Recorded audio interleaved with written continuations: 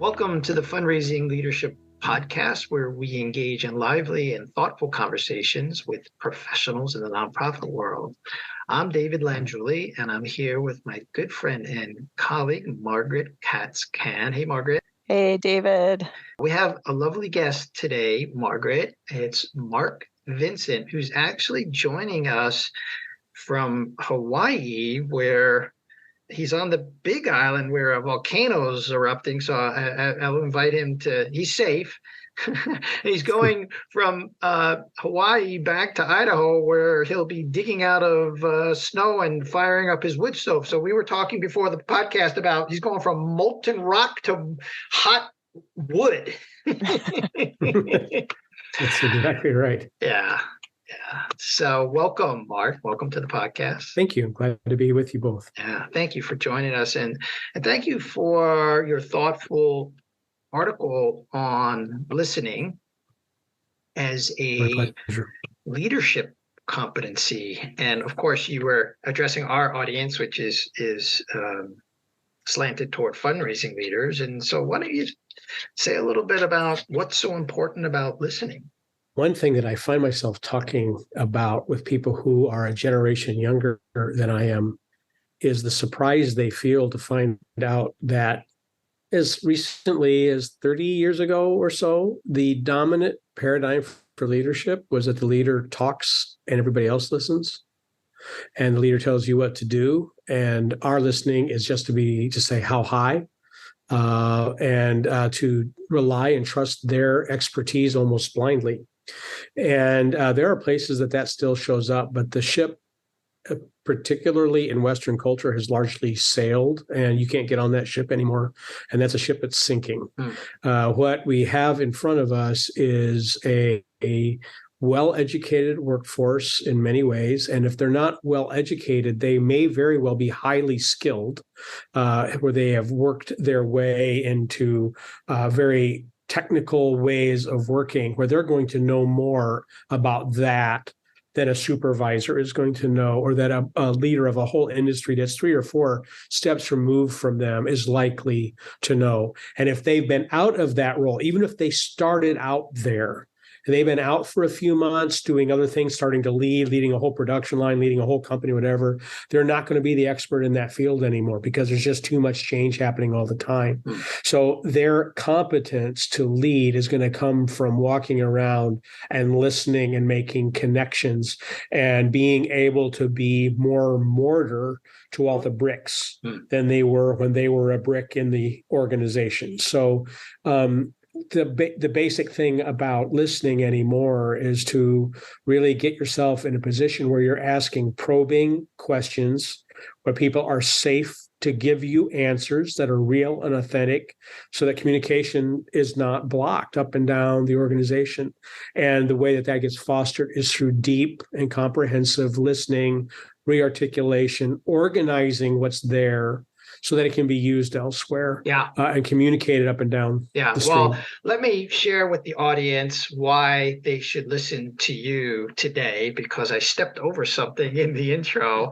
And you're kind of an expert on this field because you've been working with executives for many years. Your work in process consulting and executive advising, and you facilitate groups of what you call maestro level leader cohorts. And maybe you can share a little bit with the audience about what that's all about in a moment.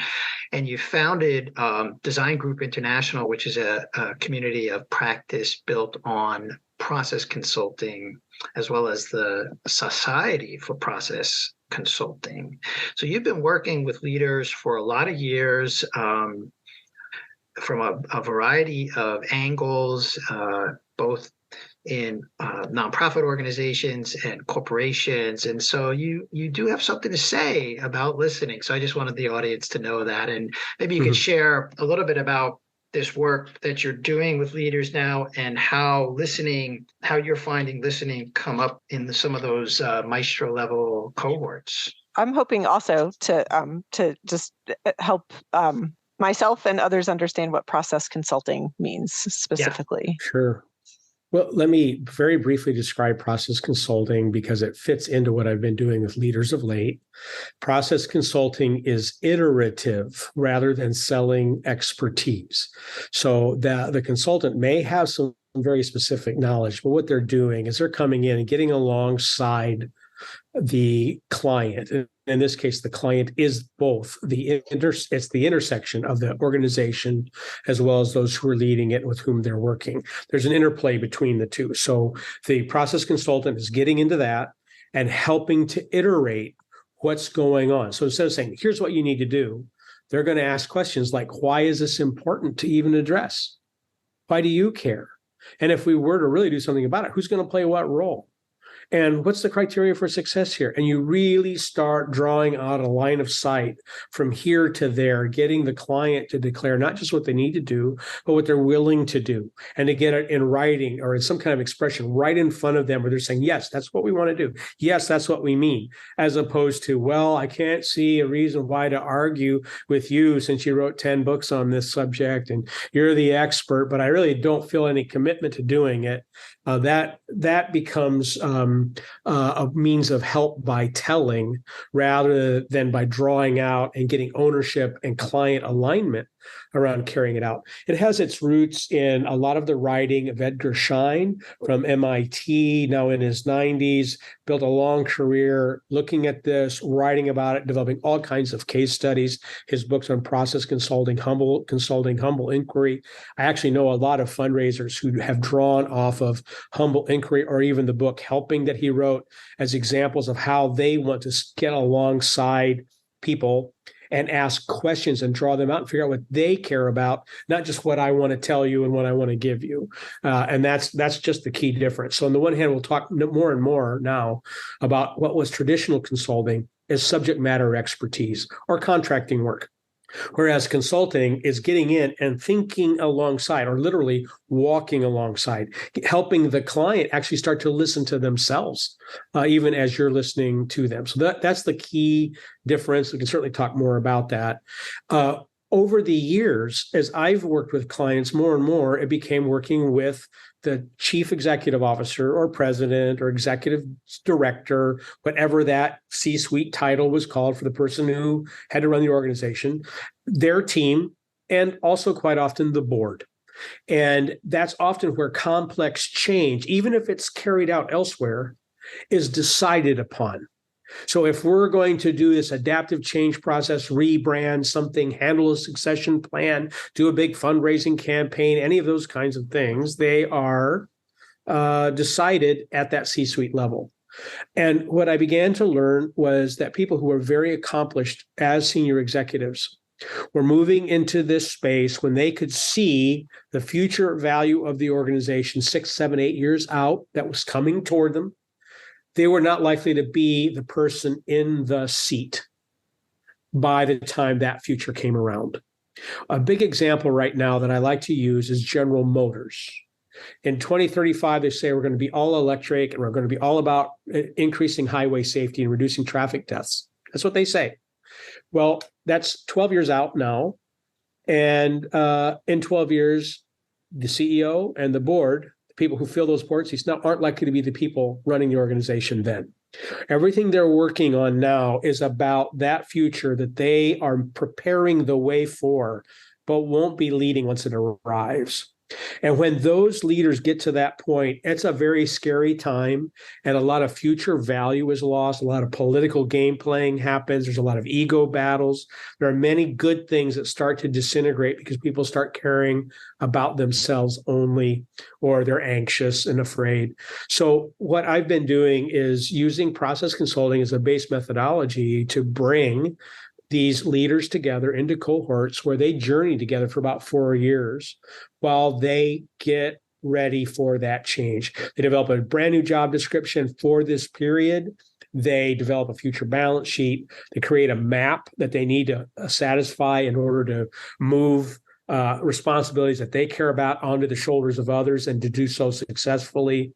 And they also work at getting their leadership philosophy more expressed and visible so that people can choose to embrace it or even reject it. as opposed to it being tacit and folks having to guess at it. So it's a very deliberate, step-by-step process across 4 years. Yeah. Well, I know several large nonprofit organizations who could use your help. I think we talked about that when you and I discussed you coming on. Yeah. They don't do this kind of work at all. No. You know? No. Yeah. I love that it's future oriented, and it sort of helps people understand their role as, you're carrying the baton until you pass it off. And I love that both because it keeps people future focused, but in some of the work that I do, which is around helping executive directors claim their compelling and their fundraising and the role that they play, it's trusting that you're the person for now. You're the perfect person for now. That's so hold on to what are you offering today that leads to perhaps what comes after you. It's such a lovely big picture place to be.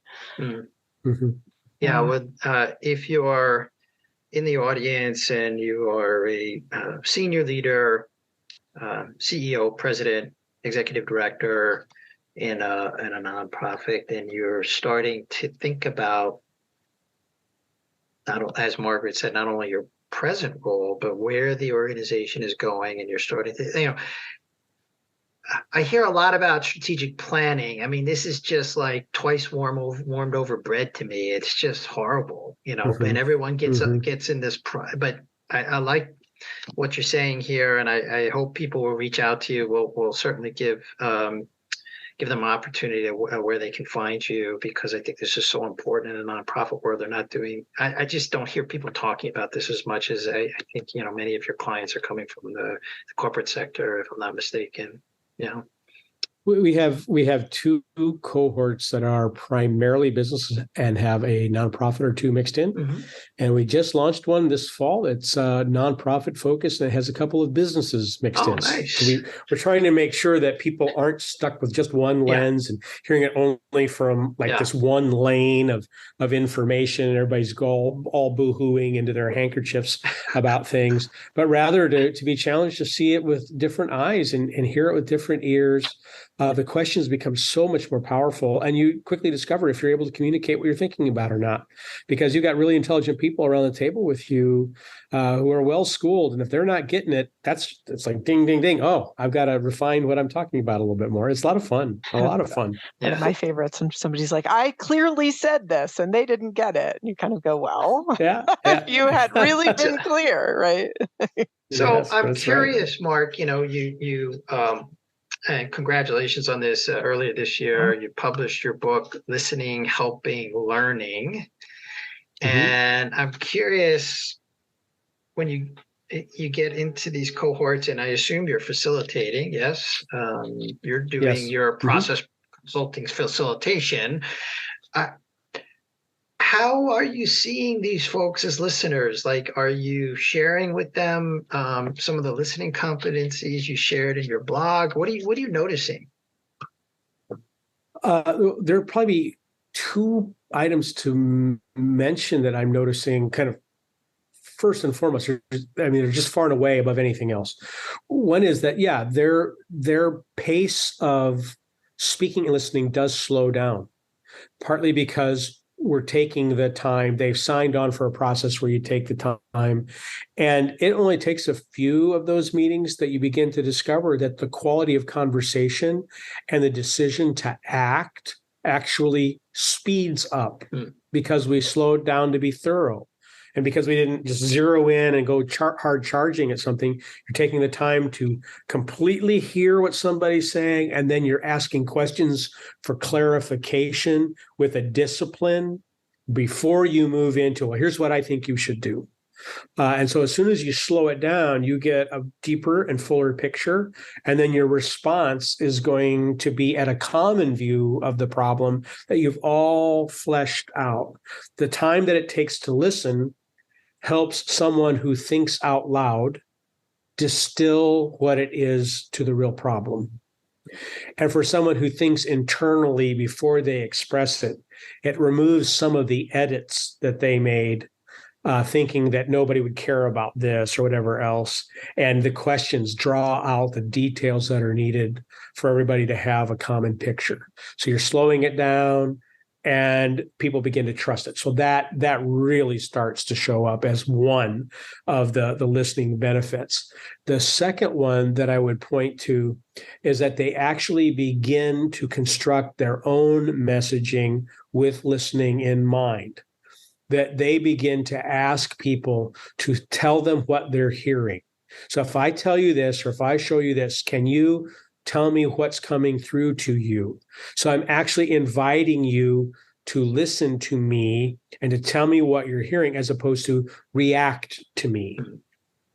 And then I'll assume that I know what your reaction means, because now neither of us are listening. We're just talking to each other, talking across each other. So we see those things show up very quickly and strong, and it starts to show up in places beyond those cohort meetings that we have every month. They're carrying it back to their teams, or taking it back to their marriages in some cases.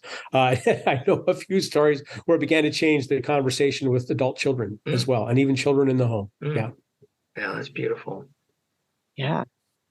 Oh, yeah. Maybe could you just take us through? You do you talk about these four different, there's actively and comprehensively listening that you talk about in the blog. That was the first one. Can you just maybe scoot us through kind of what those mean and how they build on each other, which was where my curiosity is.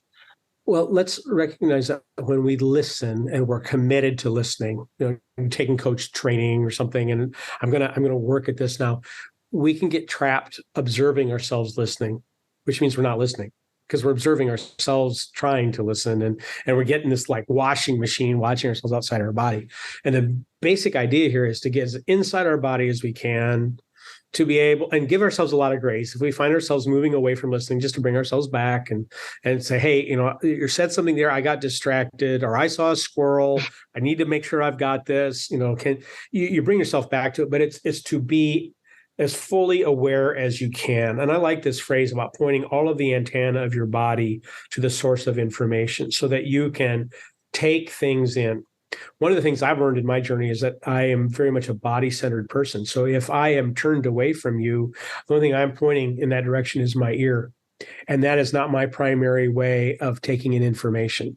My primary way of taking in information is experiential. That's not true for everybody, but it is for some of us. So if I'm not facing, I'm not getting all of the data. So I work at trying to make my feet point in the direction of the source of my listening, so that my whole body is facing in, and I can listen then actively because my whole body is involved. And then I can listen comprehensively so that I get all of it. I might not remember all of it, but I will have experienced all of it. I will have taken in as much as I can take in, and to let it be what it is, to be able to say, is there anything more? Or this is what I'm hearing. Is there anything that I've left out? Or what else would you say about this? So that we're literally emptying the room out of this story that a person wants to tell. And by facing in and listening for it all, I am communicating to them that as a source of information, they are valuable, and that what we're working on is valuable. You can't do this in every conversation. However, there are many more conversations where we need to be doing it, like staff meetings, like family conversations, like strategic planning. And it means not that, okay, we take an hour and you just go talk, and we're just going to sit here catatonic while you talk for an hour. It's framed up. There's an agenda. But when that information is coming, we're making sure that we've got it thoroughly and demonstrating that we understood it to the speaker's satisfaction, so they can say, yes, you've got me. Otherwise, we're assuming that we heard it. We will get 15 minutes in, and then we'll discover, no, we didn't get it all. And now we've got to circle back and go around. And sometimes, especially if somebody really cares about their message, now their feelings are hurt, or they felt invalidated, or they are saying to you, I told you you weren't listening to me. Mm-hmm. And now you got to work through that. So now you're going to take 3 times as long to be able to move forward. So that's what the active and comprehensive listening is facing it, bringing your full self, and drinking it dry. Yeah. I love the application to family, is so fascinating to me with, with cell phones as part of the conversations. And yeah. Right. Some Yeah. people If the phone's on, multitasking and yeah. right. And one thing we know from neuroscience is a human being cannot multitask. Right. And what we know about different gendering of this is that women are better at vacillating between selective attention than men are on the whole. But it doesn't mean that women can multitask. Mm-hmm. Yeah. It just means that we're switching back and forth. We're changing channels. And as soon as we're changing channels, we're skimming the top. We are not facing the information and getting the full information. You also said something in the blog post about like, I'm paraphrasing, and you can correct me if I'm wrong here. Like your intention, like you were framing a fundraiser going into a donor meeting, and sort of this listening at a surface level of transaction. That's the way you described it. And I think, especially for newer fundraisers in the field, who are being driven by metrics, that those conversations can very quickly, if not immediately, descend into, transactional listening and speaking. Yes. And then, and you said something about like going in with an intention. Where does intention, like you said something like going in with the intention of relationship. I'm paraphrasing you. So where does intention live in this listening? It's interesting. I could answer this in two different directions. If I just talk about it as relationship. Okay. So people matter. People are the donors. And if all I see is a gift rather than a person, then I am going to use them, even if it's for noble reasons. I will use them, and they are likely to feel used, or they will see me as a means to do what they want, which means now I'm just something mechanical, and it's not a real and trusting relationship. And one of the things that sometimes happens if we view it that way is that you have I think you use the word metric. So you're tracking against what's my total, and I'm not thinking about you as a lifelong giver. And so if I come to you and you can give me $1,000 this year, and you're going to actually give me $1,000 for 30 years, or a $30,000 gift right now, I go for the $30,000 gift right now, as opposed to that $1,000 gift across 30 years, which then becomes an estate gift on top of that. It becomes, other ways of volunteering, and it grows over time. And then your kids get involved or something like that. So seeing it as, what's this relationship? Where is it going? Where's your heart? And that part really matters. But the other side of this that we could look at is, if I am coming not just for the person and where they're at, but that person and where they're going. What's developing in them? What do they dream about doing? What does legacy look like for them? What is their intention for their family? What do they most want to give their heart to? What's their sense of vocation? What's the center of their growth? And I'm getting into that with them, sitting inside their skin, so to speak, where we're beginning to talk about that. Now it's not about what I've got on my menu back here of things I'm hoping a person would give to. We're now starting to dream together about that person's future and their connection to that organization, and looking for those intersections out here, which is forward-looking and builds over time. And now you've got a trusting relationship where they're going to be happy to see me, and me them, even if a gift is not in the offing when we're getting together for coffee the next time. It's all groundwork for their life as a steward and as a generous person then at that point. Yeah, well, we're listening. We're listening. We're digesting that. I was also curious. I wanted to hear your Margaret and I do a lot of work around intuition as a mode of listening, and I'm curious as to sort of which competency, or where you would put intuition in your competency model, and how how important is that? The reason why we wrote the book, Listening, Helping, and Learning, was a way to get the core competencies of process consulting out there, which is, we sometimes say, a coachative approach to consulting. And sometimes we would say that executive coaching is going to sometimes have to have some kind of consultative overlay, because so much of the application is not going to just be in the person, it's going to be carried out organizationally. So there's a nice kind of overlap between the two. And so listening is done so well, if we're getting more practice at this, that the client is actually joining us in the listening. They're now listening to themselves. Because we're asking questions, we're asking about what they mean, and now it's starting to drop. So this way, the helping part, the actual working forward, is something that's done together.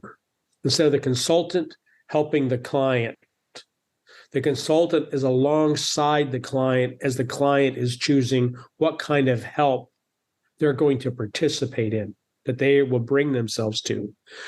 This is especially helpful in adaptive changes. And just, I don't want to, go over this 100 times. People know this really well. But just to be clear, technical change is this known problem and known solution. And subject matter expertise works really well there. Adaptive change is an unknown solution for a problem that's often just emerging and may not have a lot of definition on it yet. And now you've got to experiment and try. I have a friend that says, here's the difference. Technical change, flat tire, change the tire, drive down the road. Known problem, known solution. Adaptive change is a flat tire 4 days in a row. You don't know what that is. You've not seen it before. You may have to eliminate some other problems in order to get at the real ones. So, and help, you're in that kind of a situation where you're working through a complexity to figure something out. Out of that, you're able to ask this question: what do we have here? What might we do? Just this week, my wife was telling me about a story she read about Netflix, where this whole thing about binge television watching started there when they had some old television show they were uploading. Instead of doing it one a week, they had the whole thing. They just uploaded all 8 of them, and binge watching kicked in. They did not plan for that. Somebody's just getting, the way the story's told, somebody's just getting something off their to-do list. And they stopped long enough to say, this wasn't expected. What might this mean? And now I have this whole phenomenon of every network uploading a whole season all at once.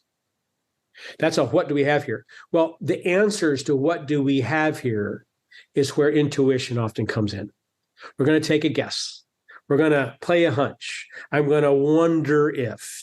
What would this look like if? And the if kinds of questions come. You're still listening, but you're able to kind of put something out there to help change somebody's frame of reference, to turn lights on in another room that maybe we've not been explored before, without providing the answer, but bringing the question so that the attention turns and changes over to this new set of possibilities.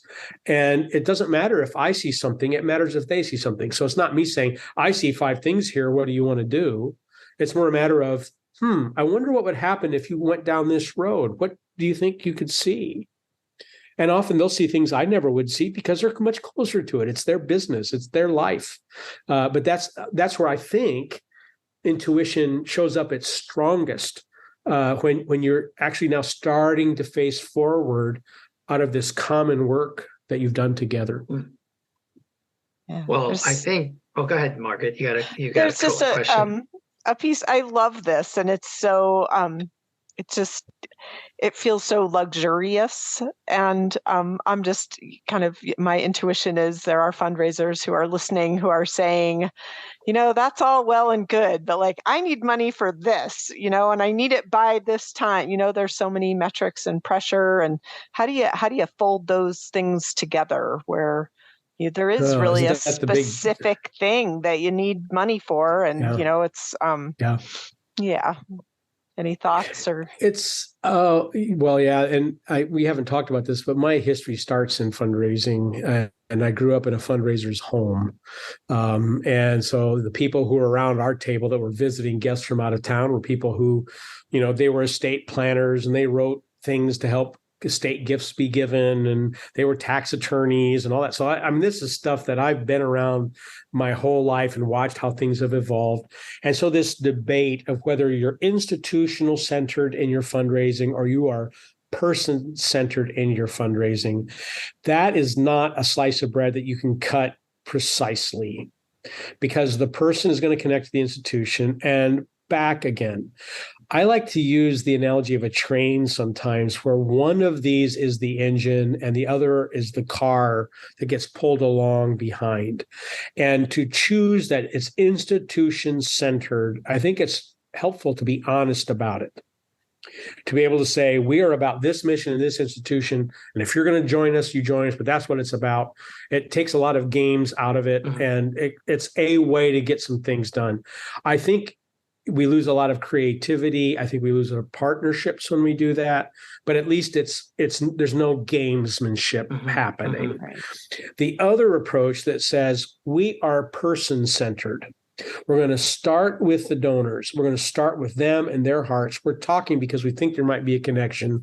Our stuff here that we care about institutionally, we're not going to hide that. It's right here. But what we need to do is match you to where your heart goes, because we believe there's a faith kind of element in this. We believe that that will keep you with us, bringing your gifts, not just your money, bringing corpuscles and neurons, not just the fruit of your past work. You'll bring those gifts going forward, and it can lend itself to an openness to change. If we're threatened, however, like, no, we've got our plan, we don't want anybody messing with it, then you don't want to start with this, I care about you, but I really don't. So I love what you're saying here, because when I was, and I would also like Margaret to weigh in from her experience, but yes, when 10 years of major gift work, I would hold these seeming, it's a seeming paradox, but it's a seeming contradiction or a paradox, but it's really not. It's a both and. It's a both and. Yes. Is really what it is. So, yes, you're hired by an institution to raise money for certain priorities. That's the word that's used. And donors have their own priorities. And so, to your point earlier about relationships, so long as you come with the intention of relationship, then the priorities of the institution actually change over time. And I would see this, new administration comes in, new president, new strategic plan, new priorities. So now all of a sudden, this donor so well that in 3 or 4 5-year cycles, all of a sudden now the institution has a priority that matches the donor's interests, and you're the person who can make this match. It's so beautiful when it happens, but it would not happen. It does not happen unless you're coming at it with this both and, yes, the institution has priorities, and yes, the donor has his or her priorities or interests. So you have to always hold those together, in my experience. But I want to hear Margaret's take on that. Yeah, I'm going to yes and I certainly when if I was working with somebody as a fundraiser talking about a legacy gift, there is space and time and theoretical and luxury. But I guess I'm going to say I feel like there's a lot more real estate, a lot more space, even if you are doing something that looks more like institutional centered fundraising, to ask donors, what's your experience? How did this gift feel? What did we do that felt good to you? What did we do that gave you a stomach ache or made you, put down that pen? Or, so there were a lot of questions that could be asked to, to get the donor into the conversation that looked very different from a pitch or a song and dance. So I think I completely agree. Yeah. That they're both are going to be present, and you're going to be balancing them out. One element we want to think about is who owns that relationship. And I believe there's a bit of an irony. Nobody, of course, owns the relationship. Nobody owns the donor. But when there is a highly relational mode happening and a lot of listening and a lot of genuine care, if that fundraiser leaves, The donor is very interested in where that fundraiser is going. And the relationship, more often than not, follows the fundraiser. Not always, but it so often does. And that's because of the exchanges, the human exchanges between those two people, connection at a heart level. Mm-hmm. And when you are completely transactional or driven almost exclusively by a transactional approach, you're not listening, you're telling, you're offering information. If I'm asking a question, I'm asking it because I'm looking for that thing to connect you to the gift that I'd like to ask you about. At that point, if I leave and another person steps in, it's a complete reset. Mm-hmm. In almost every case. So that's one thing that I think tilts it, not to separate them and divorce them, or not to say that there's a modulation between them, but to sort of choose for the long run that the equity in the relationship is what matters and what leads, as opposed to just, did we get something so that our current budget year was met at the expense of a future gift? Yeah, you are pointing at something that is near and dear to my heart and is a huge issue in the fundraising profession, since this is where the podcast has gone, called turnover. This is like, it's a not so dirty little secret, but this just haunts the profession. Turnover haunts the profession. It because the best fundraisers have the most intimate relationships with donors, and when they leave, it's like a divorce. You know, it's like it's messy. But that would be a topic of a whole nother podcast. So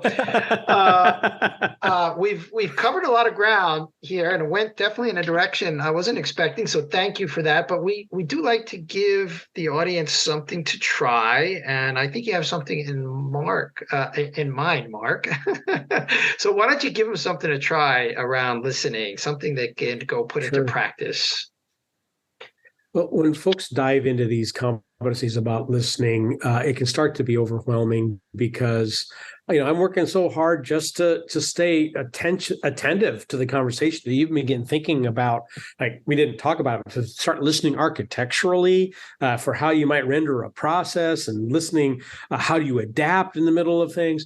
I don't know if I can get there, and it starts to be overwhelming. So it's a matter of how do you start very simply and see listening competency grow almost explosively right away.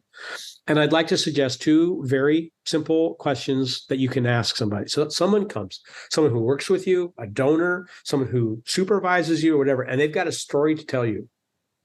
That turn, square up, focus in, listen, and when they're done speaking, to ask, is there anything else?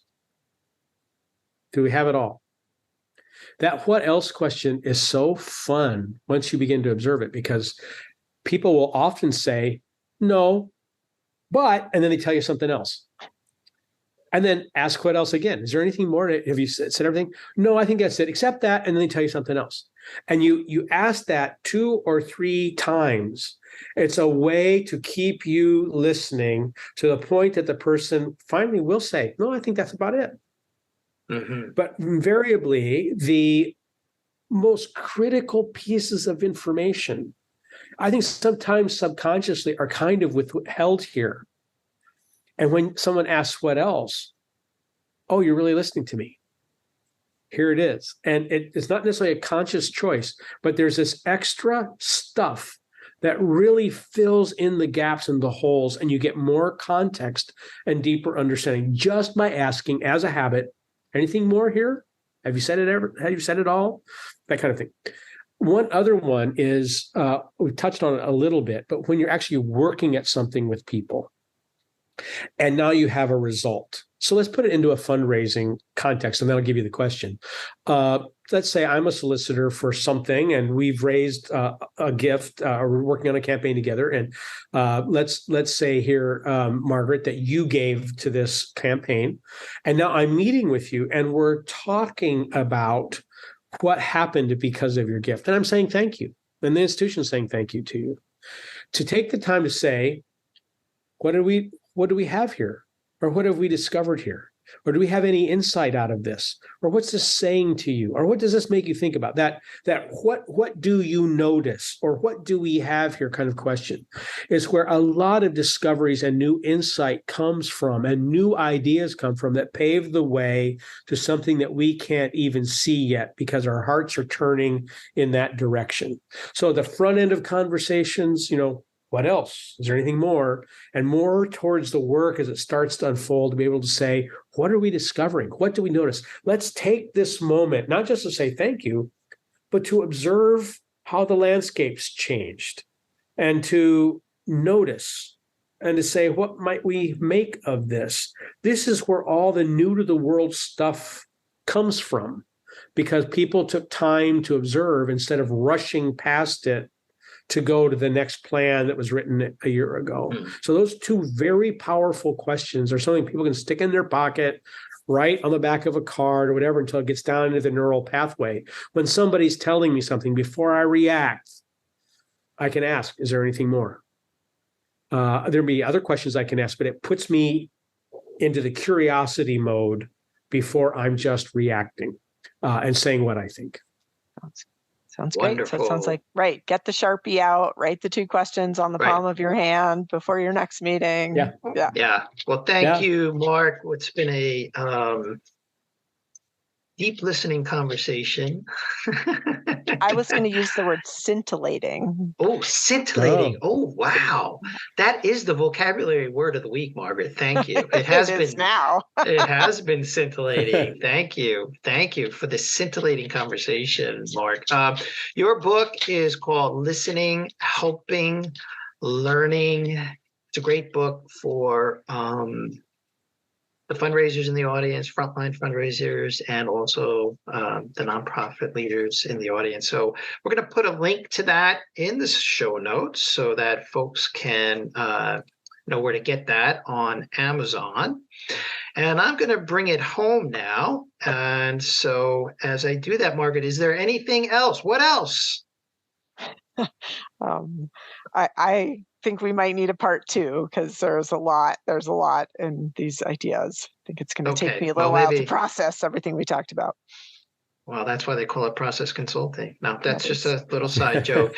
Well, look, this podcast is brought to you by Fundraising Leadership. We provide unique coaching and training programs to grow nonprofit leaders. Please subscribe if you haven't already done so. You can find us wherever you listen to podcasts. If you're enjoying the show, you can help us continue to bring thoughtful content with a one-time contribution. This supports our production costs and keeps the show ad-free. If you contribute using the link in the show notes, you will receive one or more of our highly acclaimed online courses. So now go put it into practice. Curiosity.